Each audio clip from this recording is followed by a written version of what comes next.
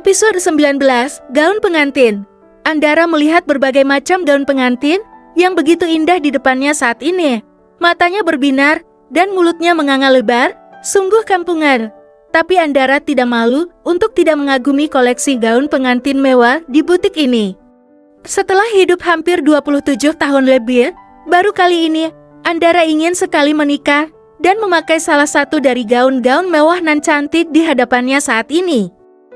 Wah, Bapak Aksam, akhirnya Anda datang ke butik saya. Sapa seorang wanita cantik pemilik butik tersebut.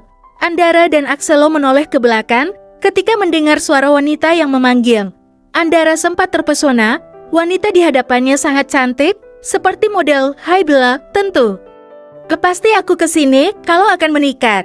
Bukankah itu janjiku dulu?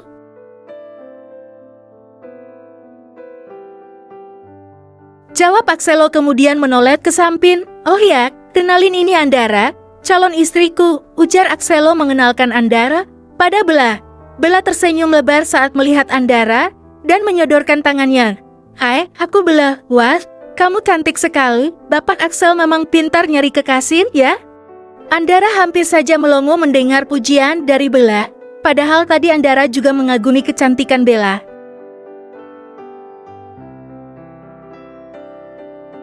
Lalu, apakah Bella memang benar-benar tulus mengatakannya ataukah hanya basa-basi? Andara lebih percaya pada opsi kedua yaitu basa-basi, karena jelas-jelas Andara itu tidak cantik-cantik amat. Itu menurut versi Andara sendiri. Saya Andara Bu, panggil saja Dara, Anda juga sangat cantik. Jawab Andara sambil menjabat tangan Bella. Kalau begitu jangan panggil Bu, panggil saja Bella. Seperti Pak Axelo manggil aku, beliau ini sahabat suamiku, ujar Bella tersenyum.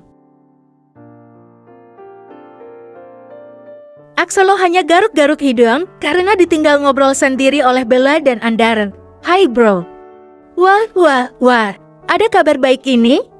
Tiba-tiba seorang pria tampan, setampan Axelo tapi berwajah sedikit bul masuk ke dalam butik dan langsung menyalami Axelo.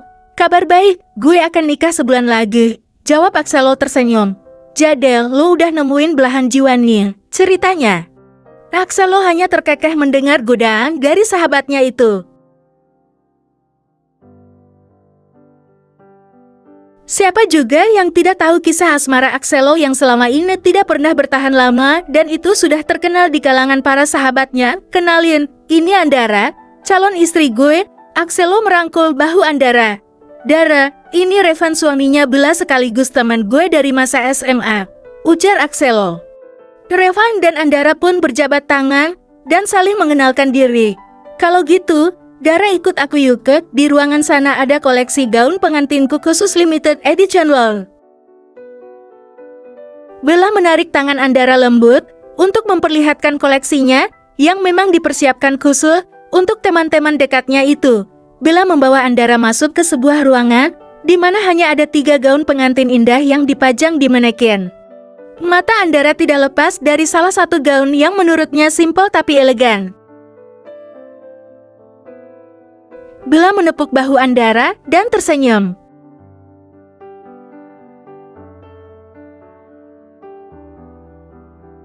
Ini sepertinya pas dan cocok di tubuh kamu, Dara.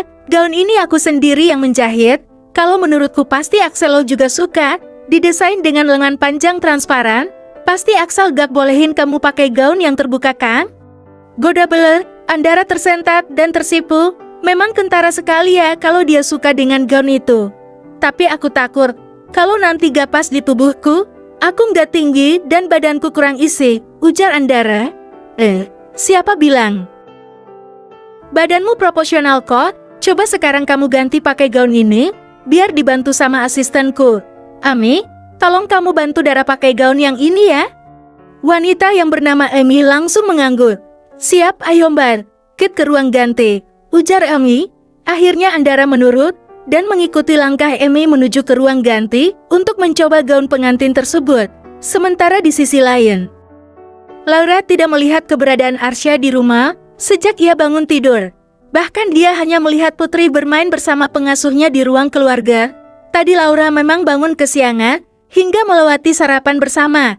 Sebenarnya, karena sekarang Laura memang malas ngapa-ngapain. Jadi memutuskan untuk bangun terlambat, tidak apa-apa kan mumpung weekend. Menurutnya, Mbak, Pak Arsya kemana ya?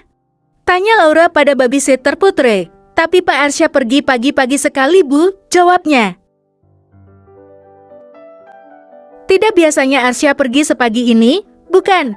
Kalau memang ada perlu biasanya suaminya itu pasti akan berpamitan kepadanya. Apalagi libur Arsya masih beberapa hari lagi, dia juga tidak mungkin tiba-tiba ada penerbangan mendadak. Arsya pasti sudah mengatakan padanya juga. Hati Laura sedikit merasa aneh, merasa ada sesuatu dengan suaminya, tapi secepatnya perasaan itu ditepis.